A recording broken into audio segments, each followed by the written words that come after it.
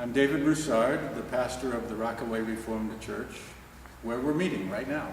It came to us as a way for churches to help provide shelter and food and friendship and love for folks who didn't have a place to stay. And it reminded me of the guidance we have from Isaiah chapter 58, verse 7, where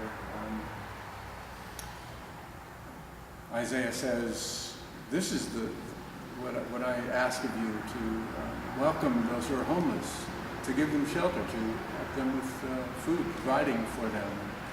And Jesus said the same thing in Matthew 25, where he said, when I was thirsty or hungry or without a place to stay, you welcomed me, you gave me something to eat and drink. And so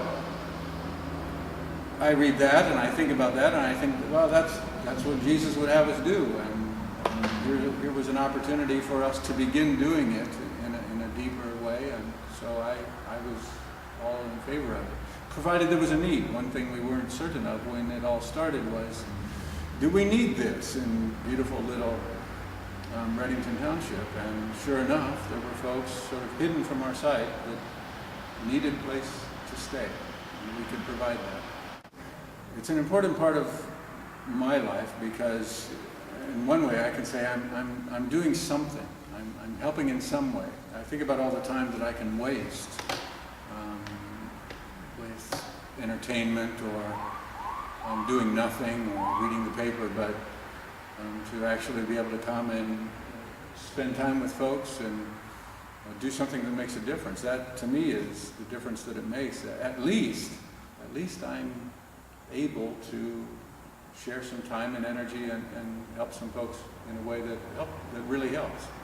One of the things that it means is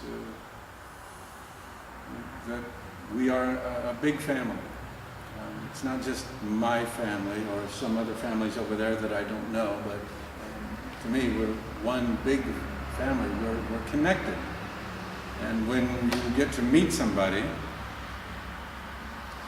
who's a guest in the program, you discover things you have in common and things that make you both laugh and stories to share and struggles that you've both shared. And over again I discover these folks aren't very different from me, but we are connected. We're part of the same family. So, Family Promise, it's a great name. We're part of the same big family.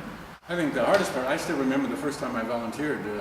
We weren't a host church yet, but Reddington was, so I volunteered to go spend time over at the Reddington Reformed Church, and I was frightened, afraid that I would mess up, that I would do something wrong, that I would say something offensive, that I wouldn't be friendly enough, or I'd be too friendly and overwhelming. And so it was really a sense of the unknown. I didn't know what I was getting into, and I was afraid of doing it wrong because I didn't know what it was. And what I learned then was, well, it's pretty difficult to do it wrong. All the guests are different. Some of them like quiet, some of them like to be boisterous, and some of them are small and like to play on the floor, and others like to sit at a table and have long, deep conversations. So, and the hosts, the people from who come and help, are all different too. So some of them get on the floor and play with the kids, and others say, "No, I don't do that, but I do. I'm good at conversation, or I'm good at just being there." There's a few to choose from. One was, I remember it wasn't somebody from our congregation who was present when one of the guests needed to go to the hospital and deliver a baby. So it was a nighttime rush to the hospital.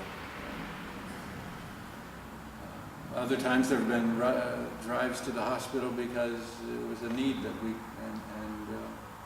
friendship could then be offered and support.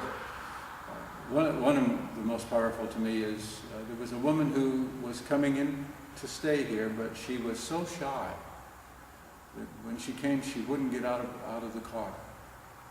And so we had a room for her and privacy, but she was so extremely shy. It took a long time for her to even come out of the car. But over time, she was able to open up and both gain more confidence and understand how she was loved. And we weren't intruding on her life. We were wanting to come alongside her and travel next to her as a friend, as friends.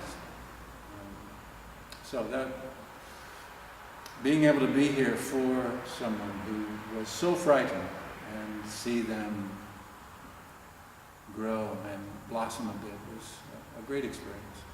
I answered that question before when I was thinking about how we're all connected. And I've learned that I'm not better than anyone else. Yes, I have a place to stay most nights. That doesn't make me better. There are folks who are morally better than I am, harder workers than I am, who come here needing a place to stay. I'm in no way better than folks who are